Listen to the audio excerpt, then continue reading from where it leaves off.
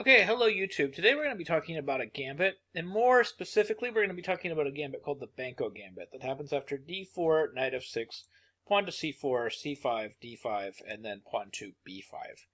Now, if you like content like this and want to see more of it, please hit that subscribe button and click on your notification icon. Now, the Benko gambit is a problem for me. It's a problem for me to analyze. It's a problem for me to talk about. I'll try to be as objective as possible. Honestly, this opening is a nightmare for me. I really have a difficult time understanding it.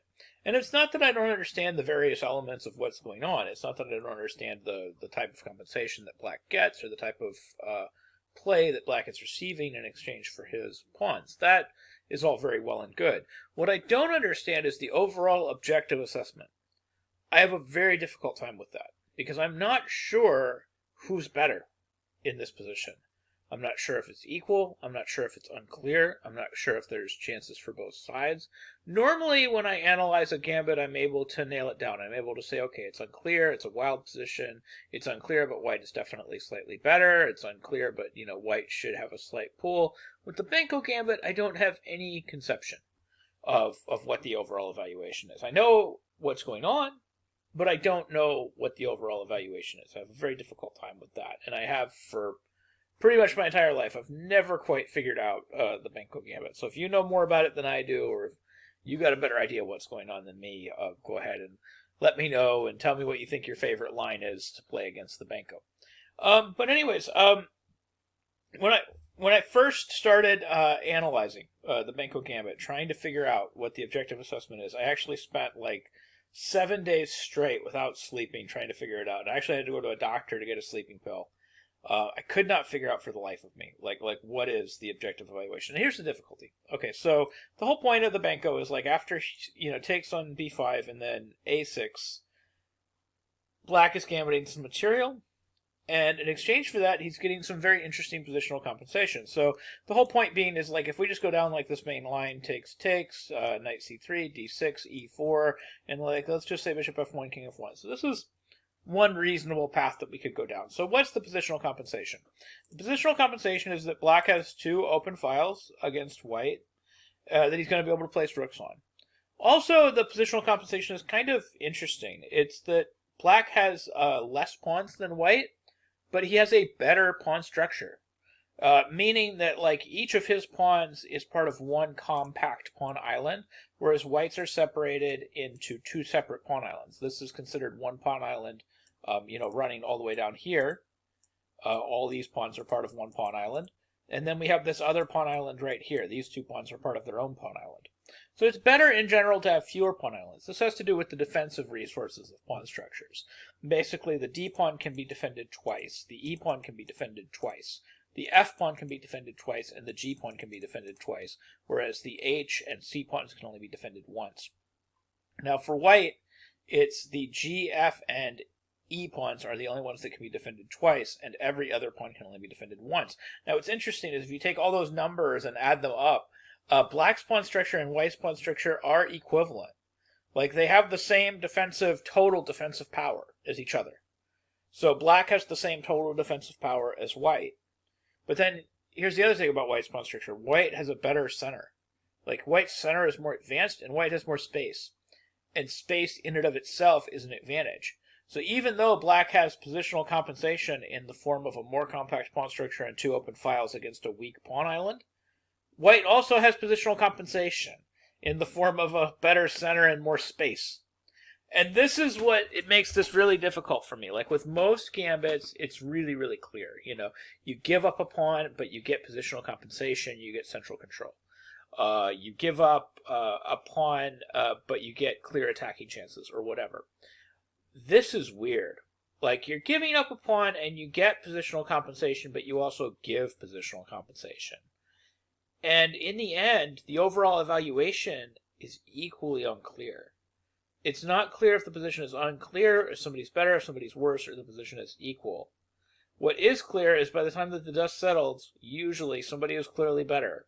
Either Black has broken through and made progress against the b-pawns and won the queen side and ends up with a protected pass pawn on c5 and bad things have happened, or white has just proved that black's entire thing is silly and he's managed to hold all of his pawns together. And then more importantly, he has to trade a whole bunch of stuff.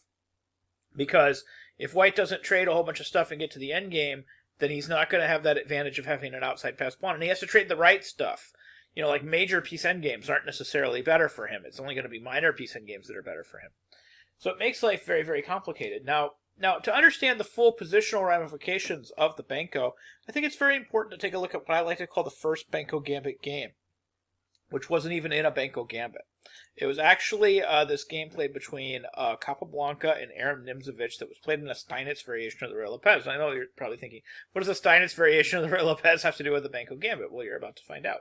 So it went e4, e5. This game was played in St. Petersburg in 1914. Knight f3, knight c6. We have knight c3, knight f6, bishop b5. So it starts out as a 4 knights. It turns into a Rey Lopez after d4. And then we have bishop d7. We have takes, queen d3. This is a main line that you can reach out of the main move order of the Steinitz variation of the Rey Lopez as well. I've played this many, many times. And then we have this move g6 from Capablanca.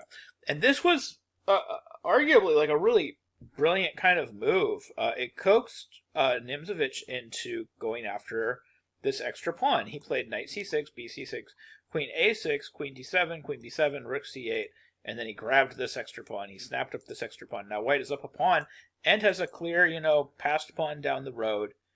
And you notice that each side has 2 pawn islands in this case. Black has a pawn island here and a pawn island here. That's 2, and white also has 2. So this is not quite the same as the Benko Gambit, but the overall strategic concept was the same. Basically, what Capablanca wanted to do was he wanted to put his bishop on the long diagonal, eventually shuffle his pieces to better squares, eventually maneuvering his knight all the way to the c4 square, and then putting pressure on these 2 open files by eventually shuffling his rooks to b8 and a8, which he did beautifully. And by the time he got it all done, by the time everything got over there, it was pretty much a wrap. After he took everything and maneuvered his pieces to all the strong squares, black was breaking through, and white was all tied up in knots, and there was absolutely nothing white could do. In this case, like the first sort of Benko Gambit-esque structure that we saw, I would say black was actually better, like almost the whole time, like positionally. Like I understood black's positional compensation start to finish. But a lot of that has to do with black's extreme central control in this case. He's got great knight outposts to maneuver his knight d7, e5, c4. And he's preventing white from making progress in the middle of the board with these maneuvers. But if we go back and we take a look at this Benko Gambit, none of that really exists. Like, white is controlling a lot of this central territory, and it's difficult for black to maneuver his pieces through the central squares. Like, even just getting a knight d7 to e5 to c4 is not so clear, and it could easily be stopped. Like, white could play a move like pawn to b3. So, like, we go back to this starting position, and we can look at the eval bar, and we can see the eval bar isn't even a whole lot of help. Like, it just gives white a slight edge, and it gives white a slight edge and it gives it about the same slight edge no matter what main line you play. Like, you can accept the gambit. I'm sure f3 is going to give a similar slight edge evaluation, which is the move I eventually decided on playing. Is when I don't understand a gambit, usually I just decline it.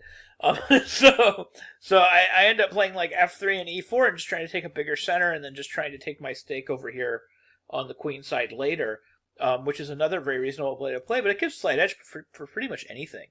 Like, anything that white chooses. Like, if you play b takes a6 and they play bishop takes a6, and it gives the same kind of minuscule kind of slight edge. Like, it's not a huge slight edge. It just gives, like, plus 0.2, plus 0.5. Nothing crazy. So it's evaluating this as just kind of slight edge white, but it's not giving sort of like what I would like to consider like super clear guidance. Like, actually, even the old main line is just considered one of the more kind of top lines here for white and for black to just kind of go down. Like, this very old path is still kind of a panacea in a lot of ways that both players can go down, and we can still just go down this old main line, and not a whole lot has changed. Again, like, the overall evaluation, according to the engine, is slight edge white. But, of course, what the computer is measuring is it's just saying white has more space and white has an extra pawn. And it doesn't see any clear compensation for black. But of course, black does have clear compensation. Black has strategic and positional compensation in the form of this long diagonal, in the form of pressure on the queen side, in the form of those two open files. And it's just not clear if that compensation is more important than whatever white's got going on. So if you want to drive players like me nuts, or if you just want to drive strong players nuts, or if you just want to drive anybody nuts in general, the Benko Gambit's kind of a fun opening to play. You definitely have compensation for the material. It's not clear even, to me, or I think really to anybody, like what the end assessment of all this is going to be. You would need to have some very specific line and some very good preparation to sort of, refute the Benko, so to speak. I don't know of a line that really refutes it, because every refutation that everybody's found, there's always some alternative path, of course, that black could take or that white could take that would, of course, change that. So it's interesting stuff. Black sacrifices a pawn in exchange for the positional compensation of having a good compact pawn structure, having a single pawn island, having better defensively placed pawns, and having two open files against the weak pawns that white has. In exchange for this, white has both material compensation and positional compensation, which is why it's so difficult to assess this. Because white has the material compensation of being up a pawn. He's also not down any tempos, which is typical for most gambits. You're typically down a tempo or two when you sacrifice a pawn. This is not the case. Black is not gaining any tempo. But white also has the added positional compensation of having this very strong center and having more space. So it's really unclear what's going on. I'm not going to say who's better in these gambits, but it is a gambit that's worth playing, and it's certainly a gambit worth playing from both sides, and it's certainly a gambit that you're going to have to play if you play d4 with the white pieces. You got to learn how to play against the Benko gambit, or you got to learn how to avoid it, or you got to learn how to decline it. So anyways, I hope you found this video helpful. I hope you learned something new about chess, and I hope you can use some of these ideas in your own games. Thank you very much for watching.